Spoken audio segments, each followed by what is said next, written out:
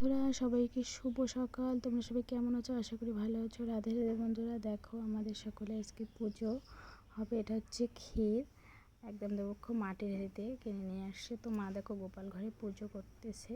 তো পিছন দিক থেকে আমি ক্যামেরা ধরেছি, আমি ভিডিওটা করতেছি। আমি কালকেই রাত্রিবেলা চলে এসেছি বাপের বাড়ির থেকে। তো দেখো ক্ষীর চিরা খই দিয়ে দিয়েছে গোপালকে।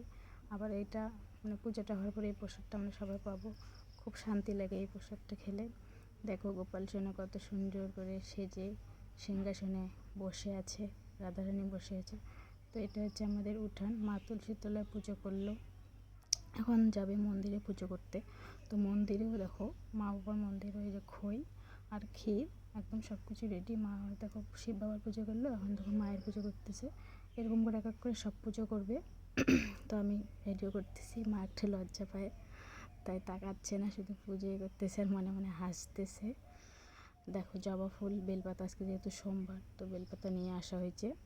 বেলপাতা দিয়ে পুজো দিতে হয় বাবাকে। তো বন্ধুরা, কার কার ক্ষীর পছন্দ, খই পছন্দ, যদি খেতে চাও আমাদের বাড়িতে চলে এসো এক্ষুনি। টাটা, পরের ভিডিওতে আবার দেখা হচ্ছে।